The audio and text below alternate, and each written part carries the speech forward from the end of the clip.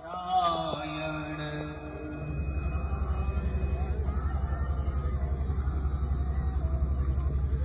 लक्ष्मी नारायण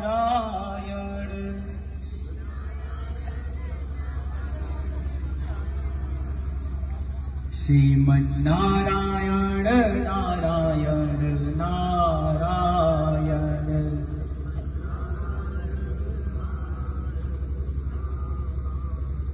गैया नारायण नारायण नारायण। हम इस व्यासपीठ के सामने हम नमन करते हैं और हमारे जो गौकथावाचक बहुत सुंदर गौकथा कह रहे हैं श्रीमान अश्विनी जी भाई साहब, और इस कथा का आयोजन करने वाले श्रीमान संजीव जी मिश्रा जी, और ये बहुत ही अच्छा कार्य हो रहा है इस गांव में। हम तो लखनऊ में थे, लेकिन इसी का अमृत पान करने के लिए हम वहां से दौड़े हुए आए। हमारे साथ में हमारे जिला के हमारे जिला के गौ संवर्धन प्रमुख श्रीमान सेवक राम वर्मा जी,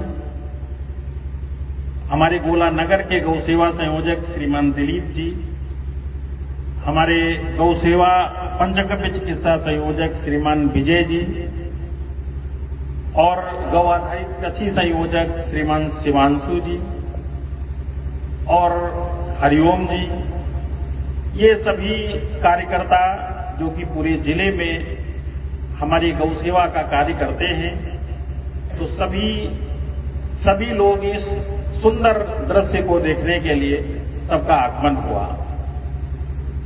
और कथा का उद्देश्य भाव निर्माण का होता है, और जैसा यहाँ विज्ञान बताया जा रहा है तो हम ये अद्भुत आज सुन रहे हैं। और गौ का विज्ञान जानने के बाद जो पढ़ा लिखा, जो हमारी पढ़ी लिखी पीढ़ी आ रही है, वो गौ माता के बारे में और अच्छे ढंग से समझ जाएगी। और ये सब बच्चे बच्चियां जो विज्ञान के बारे में जानते हैं, वो भी इस बात को बहुत दिल की गहराई में उतार लेंगे। क्योंकि हम सब एक सनातन समाज के लोग हैं और हम पर उन पूर्वजों का ऋण है, और ये ऋण आज का नहीं है, 5000 वर्ष पुरानी चली आ रही परंपरा में। हम भगवान भोलेनाथ के दर्शन करने जाते हैं तो नंदी जी बाहर बैठे हैं, उनको हम प्रणाम करते हैं। उसके बाद बाहर आकर के अगर कोई नंदी जी को डंडा मारता है और नंदी जी का अपमान करता है, तो ये समझ लीजिए कि अगर वो हम दृश्य देखते हैं तो भोलेनाथ हम पर नाराज होते हैं। एक तरफ भगवान की हम पूजा करते हैं और दूसरी तरफ अगर उनका अपमान हो, तो ये हम पर आज से नहीं, हमारे पूर्वजों ने सनातन परंपरा के हम लोग वाहक होने के कारण ये हम पर दायित्व बनता है। पूरे समाज के जितने लोग हमारे बंधु हैं, ये दायित्व बनता है कि सभी को उस अनवरत चली आ रही परंपरा में हमारी आगे की पीढ़ी भी इस विश्व की सबसे सुंदर सनातन परंपरा में गौ माता के सर्वोपरि स्थान को सुनिश्चित करे। इसके लिए हमें भी बहुत गहराई से चिंतन करते हुए और इस कार्य में भागीदारी करनी चाहिए। गांवों में थोड़े से मतभेद भी हो सकते हैं, हमारे मार्ग अलग हो सकते हैं, लेकिन गौ माता के नाम पर आज हम देख रहे हैं कि खेती में अभी महाराज जी ने बताया यूरिया बहुत पड़ रही है। अब जब गोबर पड़ेगा तभी हमें अच्छा अन्न मिलेगा। अब गाय कटी पिटी चारों तरफ घूम रही हैं, और अगर उनको पीड़ा है तो हम कैसे चैन से सो सकते हैं।